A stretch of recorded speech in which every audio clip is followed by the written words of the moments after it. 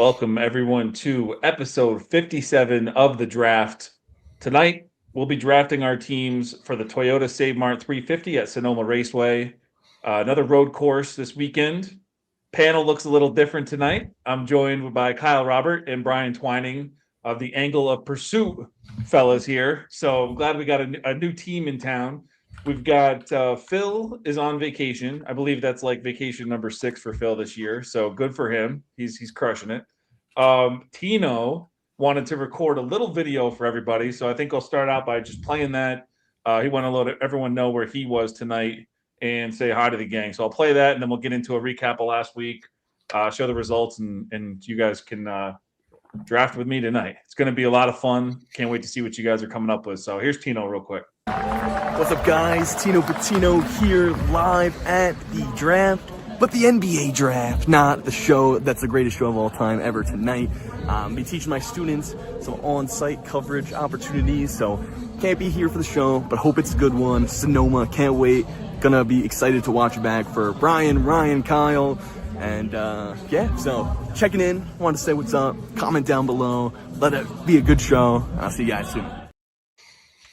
Yeah, so Tino is at the NBA draft. So even when he's not drafting, he's drafted. So good for Tino, doing his big business tonight. All right, so we had the naval base at Coronado race last week. Brian, you were there, so I'm going to kick it to you first. How was that atmosphere, and how awesome was all that? It was immeasurably cool. Like, it was quite possibly the coolest sporting event that I've ever attended in person, albeit I was a little bit like on the work side, so I wasn't stuck in the merchandise lines or having to deal with the traffic as much as other people, just because I was getting there at 6 o'clock in the morning. But in terms of my experiences of going to like Final Fours and college football national championships, I've been to a World Series game, I've been to NBA playoff games, like none of that beat this. Just the overall atmosphere of being on a naval base in San Diego. I mean, the first time NASCAR came to Southern California since 2024, everybody was buzzing.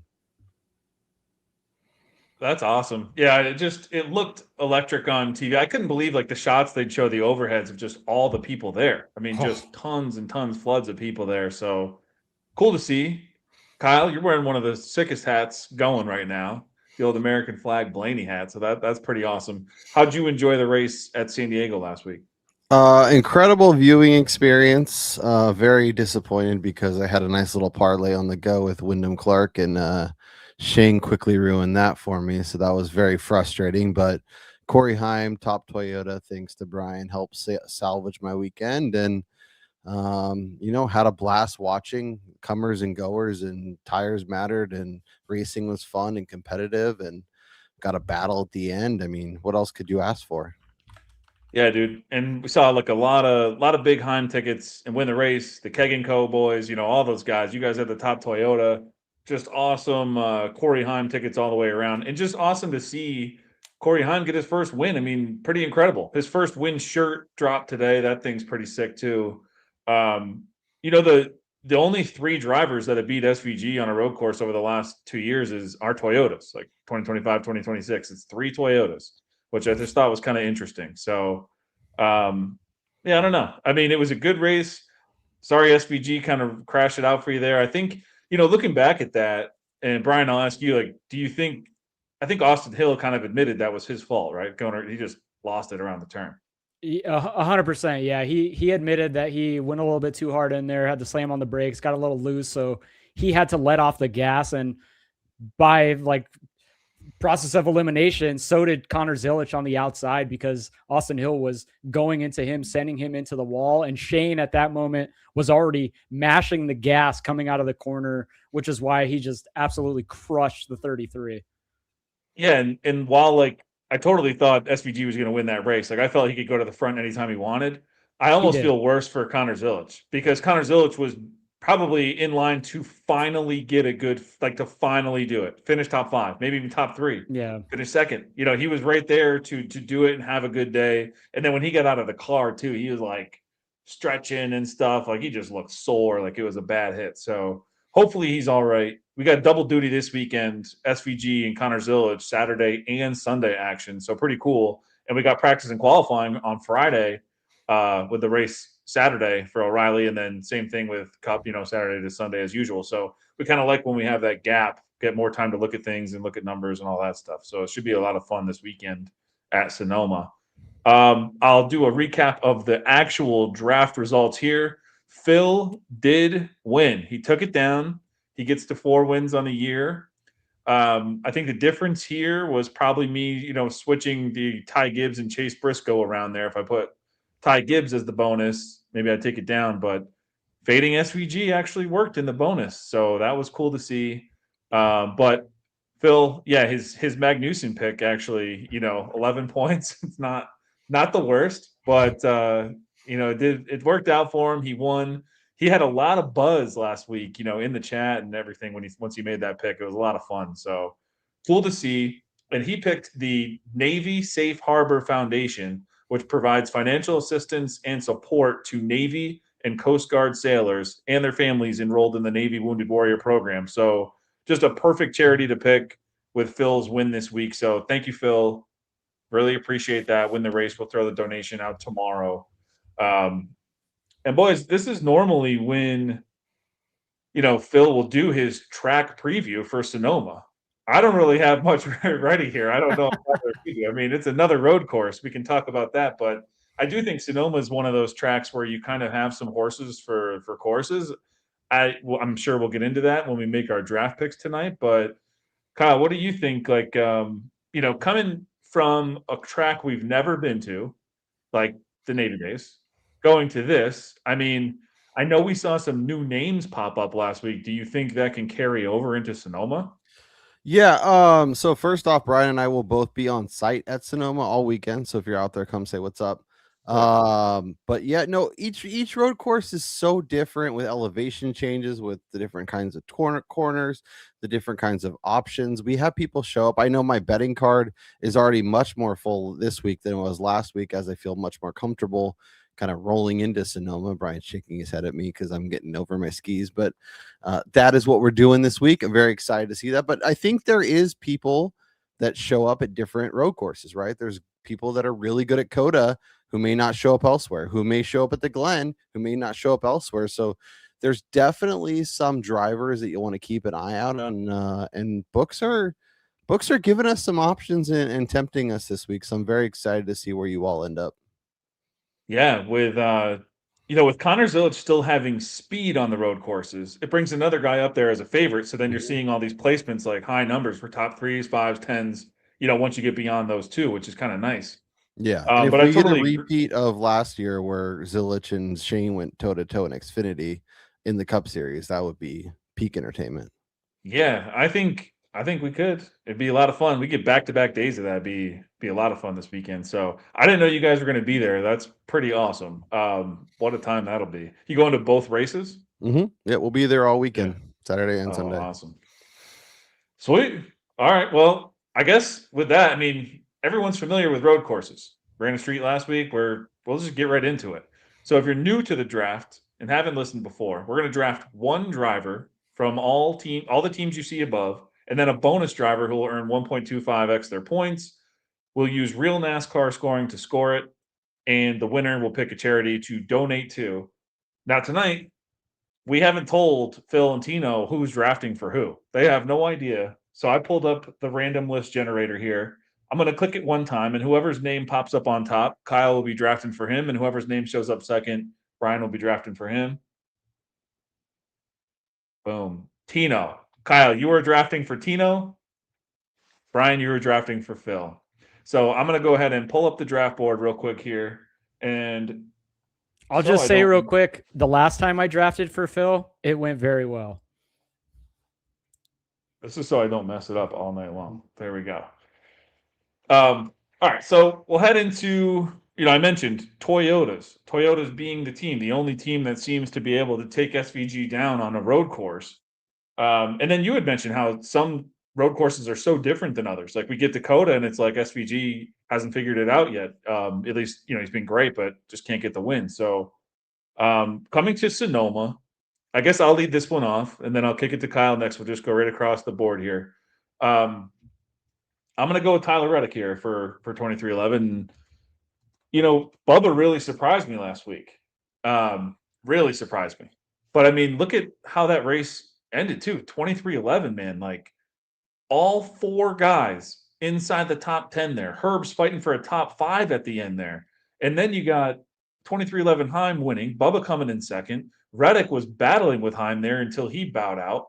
It's just like this team is incredible this year. It's like such a cool story. Even when we were on ovals, like a couple ovals ago, like Herbst and Heim were both running near the top 10. So they're just bringing speed everywhere.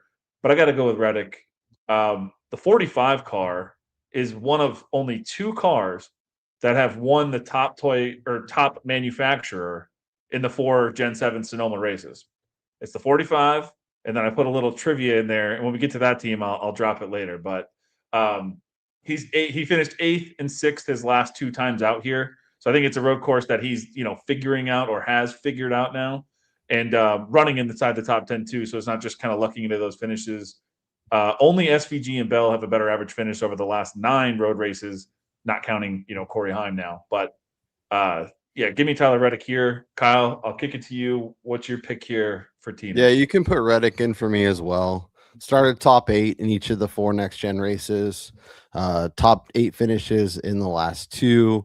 In the 2 that he didn't, he was in the over 50% of the race in the top 10. And Bubba's best most amount he's ran in the top 10 at Sonoma is 10%. So lock up the 45 for me. Yeah, I think Bubba's best finish here. I did the preview show with E57 this morning, and I think it's his best finish is like 14th. It was his first year with 2311 in 2021. But yeah. All right. Brian, for Phil, what do you got here? Well, we're gonna go with Corey Heim. Oh, wait, it's not Heim time this week. It like you guys were saying, Bubba Wallace, he was incredible last weekend in San Diego. But one of the biggest takeaways that I had from the weekend was I asked Todd Gilliland about whether or not them going to a new track that nobody had track history on actually benefited those guys that aren't necessarily known as road course guys, and he was emphatic in saying 100%. Like that kind of leveled the playing field, which is kind of why I feel like we had the guys like Zane Smith, who, I mean, we'll get to that team next. Zane Smith, Todd Gilliland qualified well. I mean, Riley Herbst was running up front, like you were saying. And I don't think we would have ever considered Riley a threat to be a top 10 at any road course for that matter. And so this has to be Reddick. It's really not close. The only worry that I have about the 45 this week is something we talked about on our show when we recorded last night, and something I was saying in the Discord today. There is a real chance that he is points hunting for the entire race just to stay ahead of Denny as we get into the latter stages of the regular season and we start to go to more ovals. I mean, he cannot afford another day where he doesn't get any stage points. Hamlin racks up those early stage points and then winds up finishing near him and cuts the gap even closer, with Reddick essentially being the rest of the group chasing down SVG. Yeah, I totally agree with that. And I think that, like, if Corey Heim was racing this weekend, you'd obviously make a great point for him. Bringing the speed he brought last week and then only going out there trying to win races. He didn't care about points. So, like, yep. But because of the fact that Bubba has never really been that great here, and then you're probably not, picking Herbst over Reddick. You got to go Reddick because even if he does points race, he probably still finishes better than his teammates, unless, Heim was out there and he's hunting for that win again. So, I guess without Heim here, if Heim was in here, would you have gone Heim? Honestly, I might have, and opened the door for a potential pivot in the bonus as well, just to kind of give myself more outs there. Because the expectation is Shane is coming in bonus, at least for one of us. Yeah, this show will be even more fun next year when we can pick Corey Heim every week in 2311. So it's going to be a lot of fun. All right, let's head to FRM. FRM is a team that, I was on the wrong guy last week. I backed your guy Todd Gilliland that you were talking to, the pickle man, and it didn't work out at all. Like when he qualified well, I was like, all right, maybe he can get the top 10 home at least. I didn't expect that many Fords up there qualifying like they did. And so the top Ford I kind of thought was dead. But I'm like, okay, let's just get the top 10 home. The numbers were kind of crazy. He just dropped like a rock. So, Kyle, I'm going to let you start this one out and your pick for Tino here. Where are you going here for Front Row Motorsports? Well, I'm gonna hope that I'm guessing right when I think of what direction you two may be going, and I'm gonna take Pickle Man myself, Todd Gilliland. Go ahead and pencil it in. To your point, Ryan, I don't trust Todd Gilliland as far as I can throw him, but he does have a top 10 here. Zane's best finish is 16th. I know Zane's been showing a lot more speed, and the Pickle Man did show speed and was pretty solid at San Diego. Unfortunately, does what Todd Gilliland can tend to do, and ended up in not finishing where he probably should have. But I'm gonna go back to the well this week. I'm gonna hope that this is a way to be a little bit different, and it edges out Zane. Maybe it's a couple spots, maybe it's 4 spots, but it gets the win regardless.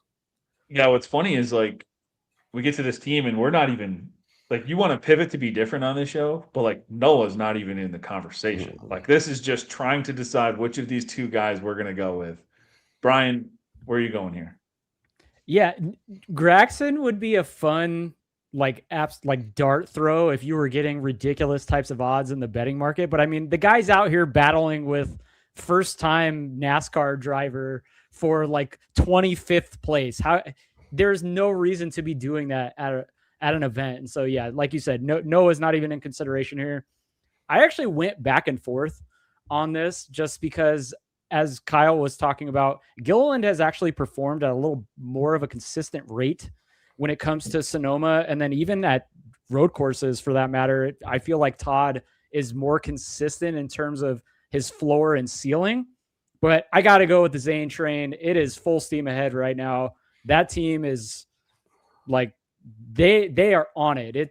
It's like they finally found what he needed in his cars to perform well. Yeah, I think it's just been like that all year. Like, he's just been the best on the team all year. The one week I switch it up, it bites me and I lose the draft. It's just like, man, and and we have this new cool thing on Win the Race where you can go pull up any data set you want. So I pulled up the last 9 road courses, 2025 on, and then whatever you click a player's card. So I click Zane's player card, click the drivers, on his team to compare to Gragson and Gilliland, and then it gives you their overall standings in that data set. Gilliland's won 5 out of 9, Zane 3 out of 9, and Noah actually beat them both one time, which is kind of crazy. So I might actually see if it can list out which race is on there. So then I when think Noah that was the lucky. one where Zane and Gilliland finished, I think, 35th and 36th. So that would make sense. What was Noah, 30th? Probably 34th, just barely. Yeah, not a shocker there. I know that, like, all right, so I just said Gilliland, he's won this battle more times than not, but man, he has scarred me. I'm going with Zane Smith here. The one time I switched it up, he bit me. I'm just sticking with Zane. Better season all year. Gillen's just been a complete money pit. So this could just be the recency bias. Who knows? But give me Zane here. There are no hardcore stats to back this up at Sonoma. So it is what it is. All right, let's move on to HMS. HMS is a team that I think is very hard to figure out right now. Very, very hard to figure out. So, I mean, at Watkins Glen, they've sucked at Watkins Glen for a while now. So when they got there and they were terrible, it was kind of predictable. Like, luckily we were all off, all the HMS guys. We did well that week. But like last week, I thought maybe someone else would show something, but it was really just Larson was the only one that was good. But now we get to Sonoma, and I'll lead this one off. Maybe it gives you guys an opportunity to pivot or something. But I'm on Chase Elliott this week. And I know he was just absolute dog shit last week. Ended up with a 12th place finish, like classic Chase Elliott fashion, but did not deserve that at all. That was a 25th place car, just terrible. But you get to Sonoma. He's got 7 races at Sonoma in the 9 car. The only time he's finished outside the top 8 is when he had an engine failure. 5 of those 6 finishes are top 5s. And the only time he didn't qualify in the top 10 in that time was last year, and he still finished 3rd. So I think he's like the number one case this week of, is Sonoma unique where it's a horse for the course type of track? He's the guy. If he shows up, then people just show up at Sonoma. They just know how to set up the car. They know how to get the finish. They know the strategy. That's it. So I think Kyle Larson is probably the best pick, but I'm going to go based on what we've seen. But I'm going to go with Chase Elliott here based on the history. Brian, I'll kick it back to you. What do you got? Yeah. So although there were times this year that I was not my typical downtrodden self towards Chase Elliott, I just can't get there this week. Based on what I saw last week and seeing Kyle Larson's last couple of races, I'm not saying that he is better than Chase Elliott, but I do expect him to probably qualify better than Chase Elliott and be up front for more of the race. So I got to go with the 5 team. I mean, this is a guy, he won here just 2 years ago in 2024. And I'm not saying that they're going to return to that level of performance, but based on what I've seen in recent races as a whole, I think that they've turned the corner, and HMS as a whole, maybe beyond the 48, has really started to pick up the pace here. So I'm going to go with the 5 team. I just think that his ability to qualify is going to help him out in a matchup against Chase. Awesome. And I thought this was going to be a super chalky show, like I said before it started. But now we're not even through the 3rd team, and we all have different teams. So this is great. Kyle, where are you going for HMS? I'll join you on the Chase Elliott train. I can't, like, I swear 60 to 70% of my betting card is Chase Elliott related. No. Top 3, top 5, top 10. Like, the numbers don't make sense based on the information he gave out, right? 3 straight top 5s. He led 26 laps and spent 40% of the race in the top 3 in 2022 before his incident. Like, he's clearly good here. Even in years where he's not great, like last year, he wasn't great, but he was able to make his finishes happen. He also can get a little weird with Gustafson, stay out, take 2 tires, whatever they need to do. It's like, okay, well, Shane's got a 27-second lead. Like, we don't need to get crazy here. Let's just stay out. Let's try and get our best finish, and let's move on to next week. So I don't, I'm going to go all over the 9. Yeah, I think these, and it could be, obviously could be wrong, but like, it's like, I think it's pretty predictable. Like you said, he always shows up here. And then we get to Watkins Glen. We knew they were going to be bad, and they all were bad. So I think like there's something to that, I think, but I don't know. We'll see what happens. They're a very confusing team here. I think we've become so accustomed to HMS just being, and first of all, we're talking about him like he's not a guy who's won multiple races this year or whatever he's done already. So it's like he's having a good season. Like, their ability to make the car better during the race is something new to this year that we haven't seen in a couple of years from that team.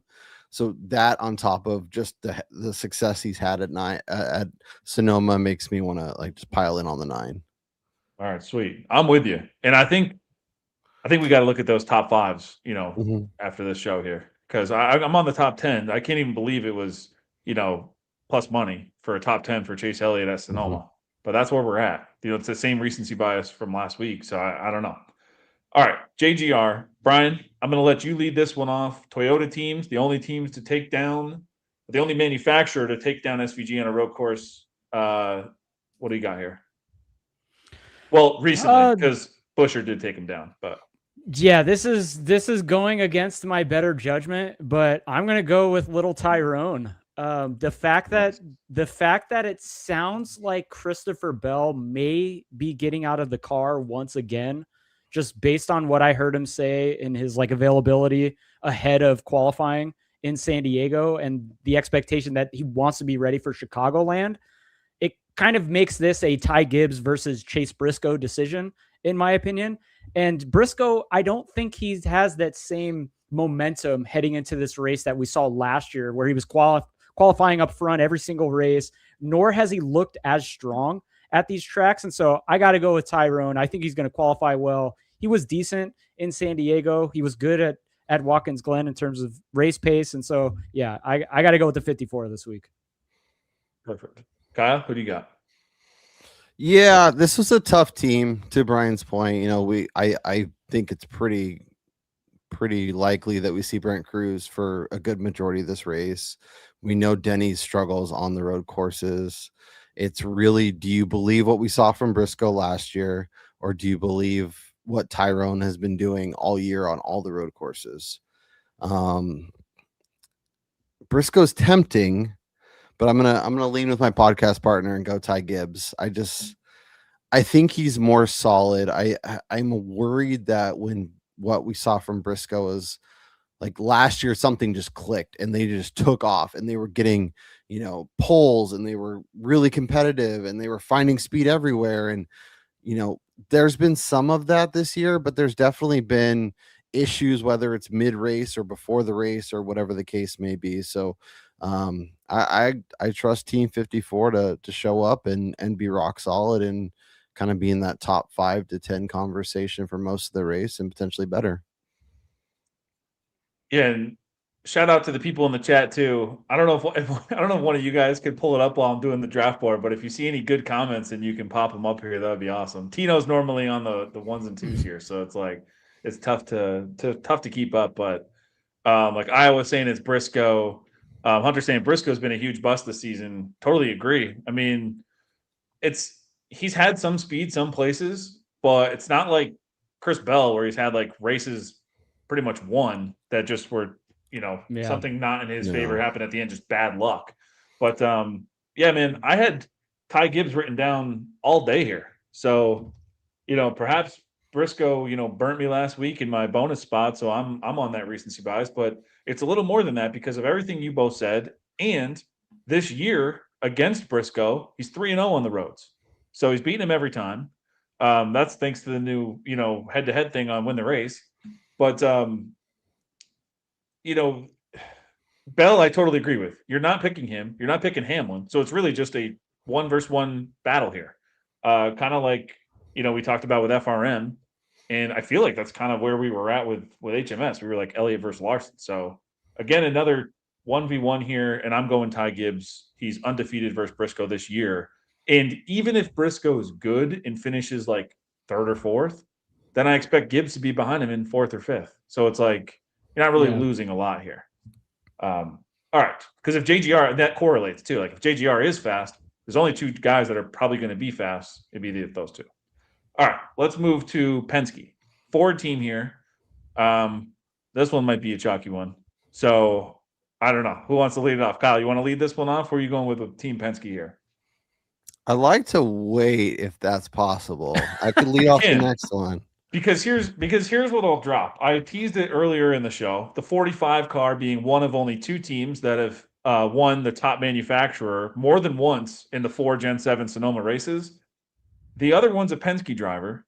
Most people probably think it's Blaney. It's not. It's Joey Logano has won it multiple times. So I don't know. I'll tell you what. I'll go ahead and lead off then because I'm not picking Joey Logano here. I'm picking Ryan Blaney. I really don't care that Logano has done it. I just love the speed Blaney's had. If you remember the race last year, Blaney was running 3rd. Buescher ran him right off the track. It was the one where he was stuck in the grass and you just saw your bets burning alive. And they were great bets too. They were great numbers. And he's running there. He's doing everything he should. Gets ran right off the track. So I don't know. Sonoma is actually really good for Blaney. In 2024, qualified 3rd, finished 7th. I mentioned what he did last year. Had another good run his first year, Gen 7, 2022. Top 10 there. And then 2023 was when they were just like completely lost. I think he like started 30th, finished around 30th. That was just bad. But the other years, and especially now, they have this road course package dialed in. Iowa had a good tweet. While you guys make your picks here, I'm going to pull up his tweet and I'll post it here. But he just dropped some good Blaney knowledge. I'll kick it to Brian then. Brian, who do you have here for Team Penske? So I was wrestling with this throughout the day, knowing that I was going to be on the show because I have made one bet for this race so far. The only bet that I have right now is a 16-1 Ryan Blaney ticket that I got offshore, which is my only out right now as I'm here in San Diego.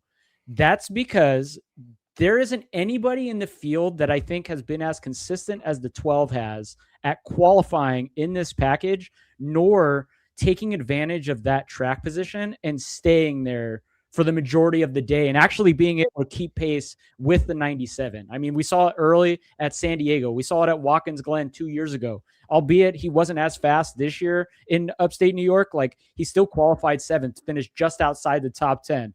He's been fast in this package. And I actually do think that Penske might show up with a decent speed I package, because we've seen Logano qualify well here too. And so I did contemplate going with Joey and then playing Blaney in the bonus, just with the sheer idea that he may actually compete for a win. Yeah, I mean, I don't know if I could get there on the win, but I mean, there are those nice numbers on the top 3, top 5. There's all that. I mean, it's hard, but we've seen, shit can happen. That's what happened with SVG last week. So who knows? Mentioned it with Blaney himself. Someone just pushes you off the track. All of a sudden your car's stuck on a hill. So I mean, it's like it can happen to anyone. Or Austin Hill can happen for a 3rd consecutive race to the 97. I mean, yeah, you better hope not. That'd be nuts. All right, real quick before we get to Kyle's selection here, I'll pull up this. So, is Ryan Blaney a road course ringer now? Out of all full-time Cup drivers at road courses in 2026, he ranks 1st in average starting position, 4th in average finish, 2nd in average running position, 3rd in speed, laps ran inside the top 5 percentage, 3rd, laps ran inside the top 10 percentage, 4th. Data provided by none other than wintherace.info. Yeah, great stuff there. I mean, dude's been legit. So now that we said all that, Kyle, how are you going to pivot on that? Sucker, try to do it. Is McBride here, or did he log out when he didn't see Tina was a part of the show? I don't know. McBride, if you're there, show yourself. McBride, this is your opportunity, buddy, because this is something you've been clamoring for basically all season. Everybody always gives it the nah wave because Logano has been an absolute disaster. But I am going to go. I can't do it. Give me Ryan Blaney. I really tried to convince myself. I really tried to convince myself. But it's like you're saving Logano for the bonus. Yeah, exactly. Saving him for the bonus. Keep McBride around to the end. Got to get all those views. But I really want to go with Logano. He's been good here, as Ryan said. He's only one, top two top Ford finishes in the 4 races in the next gen era. Horses for courses, but man, it's like watching a tractor roll around with a bunch of race cars. Like it's been a brutal season for him. They clearly have issues, and yeah, man, I'll figure out my difference later. I couldn't do it. All right, that's fine. It did line up perfect. It's funny that you ended up picking for Tino as well, so it would have been Ryan special with Logano there. All right, let's stick with Ford. Now, this was a team that was fast, 2 of them. Again, probably another, 1v1 incoming here. I will say before we move on from Penske real quick, Cindric, not bad. Like, I think that 1v1 is Blaney versus Cindric, even though Logano has what I just said. I don't know. I just don't see that happening. So, all right, RFK, Buescher, Keselowski, Priest. Kyle, I'll let you lead this one off. Who do you have here for RFK? Christopher Buescher. 2nd, 3rd, and 4th, 22 through 24. Brian and I witnessed it in person last year. He was on that front row.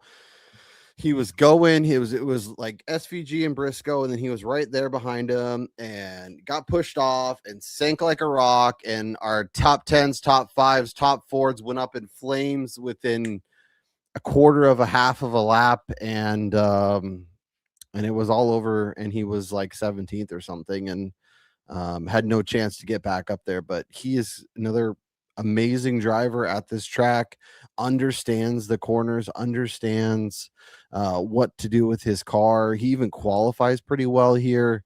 I think, he's somebody that, beyond the 9 is big exposure for me this week. Top 5, top 10, top 4. There's some good numbers with Blaney's success, as Iowa pointed out rightfully.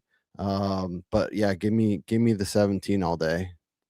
Yeah, it's going to be Busher for me, and not close. I think this again goes back to like the horse for the course type thing. 3 top 5 finishes to start out his Gen 7 career here, and then last year, like we said, was top 5 until shit hit the fan, and then he just starts dropping back. Was never the same. So, in my eyes, was another top 5 car again, and expect him to be again, especially after what we just saw last week. Super fast, him and Priest. So. Give me Busher here. Actually, in the new the head-to-head thing. So in the last 9 races, 2025 on road races, he's won this group 6 out of the 9 times. 5 top 10 finishes in that time. So yeah, it's Busher. Brian, who do you got? I'm going to be honest with you guys. This was not an easy selection for me because, everyone saw Ryan wearing the awesome Ryan astronaut hat last week, and Priest has actually been sneakily okay at these road courses. Like, he's not finishing outside the top 20. He's not necessarily qualifying well, but he does have a couple of top 10s at Sonoma and Watkins Glen. When you just look at the traditional road courses, but then with RFK, he's able to show up with much more speed. And I think that the change in tire that we went to last season that wears a lot more definitely benefits RFK as a whole. Just as a team, they seem to be better than a lot of other drivers in tire preservation. All that being said, Well, real quick, tire preservation. I'll just say, because like Brad K joked about it, but I really shouldn't have, because the dude in the Gen 7 Sonoma races, he hasn't qualified better than 21st. Yeah. But he's finished 10th, 16th, 13th, 11th. He's right there sniffing on. He had 1 top 10, but he's been sniffing at it ever since. So, anyways, go ahead. Well, no, to that point, real quick, just since 2023, Ryan Priest hasn't finished worse than 18th at Sonoma or Watkins Glen in the Gen 7 era. I mean, so he's not a terrible driver. It's just his qualifying hasn't been great. And so getting those early points are where Chris Buescher separates himself from his teammates. So I'm going to go with the 17, play it safe. I'm different with Larson so far, and I'll stick with that. Awesome. All right, so we'll go Buescher here, the Buescher sweep. And then we head to Spire. And I think, again, said it was going to be a chalky one. I'm glad we're already different, because I can't see us really going different here, even though this team does have a former, Sonoma winner on it. But I'm Michael McDowell, and he's another one for me where people are going to be so sick of me saying it, but the horse for the course. 5 top 5s in his last 9 road races total, but finishes here at Sonoma in the Gen 7 races, 3rd, 7th, 2nd, 4th. So he's one that I've already bet top 5, this week before we did the show tonight. And only once, it was last year at Coda, did he not run over 40% of his laps inside the top 10 in the last 9 road races. So 8 out of 9, he's just up there running top 10. And when he's real fast, running top 5 like he has been at Sonoma. So, give me Michael McDowell. To me, it wasn't close. Who do you have here, Kyle? Yeah, to your Suarez point, obviously got the win in 2022, but has not been the same guy ever since. And as Denny pointed out on Actions a couple of weeks ago, maybe a month ago at this point, 2022 is such a wonky year because a lot of the teams didn't have all the same notebooks that they normally do. And at this point, like, the farther we get away from 2022, the more the elite teams are really separating. So grabbing Suarez doesn't make sense. I'll give Brian the opportunity to argue for Carson Hocevar, because I'm going to join you on the McDowell train. I bet the same top 5. He's been rock solid here. He's been rock solid with different teams here. So it's like not just the car being awesome, but he can show up, get into different rides, and be really, really strong. So I don't know how you go anywhere else. Awesome. Brian, what do you got? Well, it's time to get different, folks. We're going with our buddy, mi amigo, Daniel Suarez. To Kyle's point about Suarez and his win in 2022, not that there's direct correlation, but I would say that Suarez's Spire team so far in 2026 is as close to the speed that he was being given in 2022 with Trackhouse. And where was Suarez incredible during that entire season? Road courses. And now we're going to a place that he's won at before. He has finishes no worse than, let's see here. Last year, 14th. 2024, 14th. So like, and then you go back to 2022 where he had his win, and then 2023 he did have an issue. He wound up finishing 22nd. But when you calculate in all the speed increase that he's had with Spire, I'm expecting Daniel to qualify pretty well, maybe run inside the top 10 for the majority of the day, and potentially finish top 10. Yeah, last week they qualified 2, 6, and 9. So it's like the speed's there. And I totally agree with what you're saying. Like this is the speed. Like they didn't give him any good road course stuff after that win. Like it was just gone.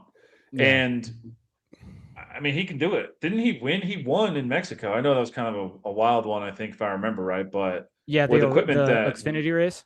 Yeah. So like, I mean, dude can do it. And you show up as fast as this Spire team has. I love this pick, man. That's a great pick and a great spot to gain some leverage here in the draft. And that's another one too, where I think I'll be looking, to maybe place a bet on Suarez when we log off here. So look for that in the Discord. All right. So when we get to the bonus pick, Phil won. So all right, so who came in last week? So that means I have to go first for the bonus, right? Yes. So no, if you came in last, you get to go last for the bonus. You get all the leverage. Yeah, so Phil won, so Brian goes first. So that means he goes last on this team. Because of where we're at, I guess I'll go first here. So you almost need to go like last for both, right? Because you got to see what your leverage is even going to be. Because there's only one guy left. That's do I go last or do you go last? Because Brian won. So Kyle, Tino lost. So you're going to go. So Kyle, you have the leverage. You go. Okay, last. I'll go first and then I go last, right? Yeah, exactly. Okay. Yep. All right. So Trash House, real easy in theory. I'm going to be a little bit different, I think. Go ahead. That's what I mean. You might need to go last on this pick. Sure. That might be fine. Yeah, let's do that. That might be the change this week. I'll let you guys go, and then I'll decide where I'm ultimately going to go. Brian. Yeah, I think that's the benefit at a road is we got to switch that up. We'll do Trackhouse has to be, whoever lost last week goes last year. All right, I'll go first then. I'm on it. I'm on Connor Zilic this week. I am. I know the Sims that we do aren't going to really agree, but all our underlying data, like the speed data, does agree. He just needs to get a finish. So I'm on Connor Zilic here, and I'm not really surprised. One of you had said it earlier, like if they're just running 1-2 and running away from the field, like I'm not surprised. It's you look at the end of this Sonoma race, we fully expect it in the O'Reilly race. Maybe Brent Cruz is hanging around there, kind of looking like Briscoe did last year in the Cup race, just like you see him in the distance behind him. But if they're like 5 and 10 seconds ahead of third place or something by the end of this race, like I'm really not that surprised.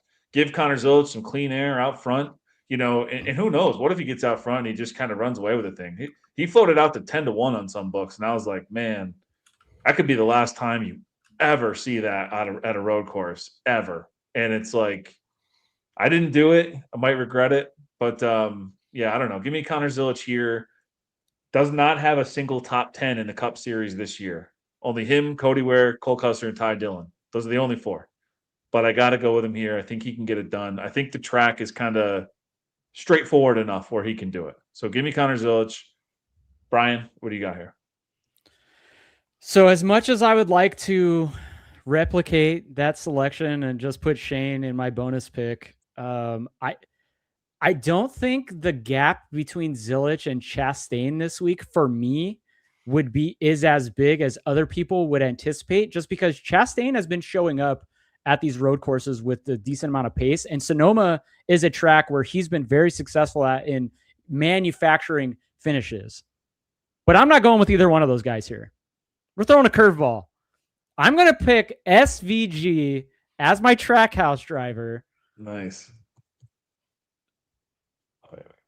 Now, I do expect him to win the race. Oh, probably kick the living shit out of everybody, especially based off of what happened this last weekend in San Diego. And if you haven't seen it, go on X or whatever social and search out what he said in his like post rec little interview where he said he's feeling filthy, which apparently means extremely pissed off in slang in Australian and New Zealander.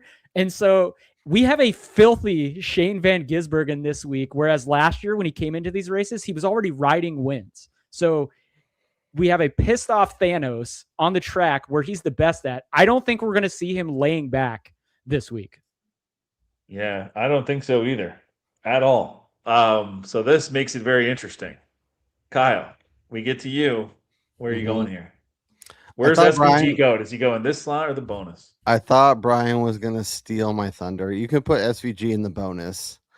I thought he was going to steal my thunder. I thought I was going to have all this prep, and then I was just going to get the rug pulled from out underneath me. Go ahead and put Ross Chastain in the Trackhouse slot. Top 10 and 3 of 4, started 4th in 2025. Ran 13% of the race in the top 3, 20% of the race in the top 5. Really, really good here. Connor, go ahead and finish a race before I can put you in one of my slots again, buddy. I can't with that guy right now. Like this is the time to get on him. This would be the area, but they're pricing him like he's Shane. Yeah, like he's basically, the Temu Shane, and he's won road courses and he's done like other things, and it's just like, dude, like there was a point after I think Michigan where he had ran like 80 of the possible like 600 laps for like 4 races. Like I hope Trackhouse isn't ruining him. I hope they're not. I hope his head's together, because like he's clearly got a ton of talent, but he was there last week. Like that wasn't his fault last week. That's what sucks but so bad. Yeah, it's like that's the some thing. of them are. Some of them are. Keep piling up. Like sometimes it's a self spin, sometimes it's not his fault. Either way, he's in the garage way before he should be. And Ross has been rock solid. I don't like Ross. I don't like betting on Ross. It usually ends poorly, but this is the place. This is the track. His history says that, and I think when I'm going between him and a guy who, maybe I'll eat my own words and then he'll win the race and I'm look real dumb, but hasn't been finishing races, is in the same conversation as, who'd you say, Cole Custer and these other, like Ty Dillon, like he's priced inside 10-1 at most books, and he's like in the same bucket as Cole Custer and Ty Dillon. No, thank you. Hard pass. Yeah, I mean, it all makes sense. I'm curious to see where Brian's going to go here at the end. Mine is obviously SVG here. That's who I'm picking in my bonus. I actually haven't done that yet. I've had 2 road courses or 3 this year. Maybe Kodai did, but I'm going SVG in my bonus. Pretty obvious, chalky pick here. But Brian, you got a choice to make here now. You don't need to pick 2 Trackhouse drivers if you don't want to. You can go anywhere you want. Joey Logano.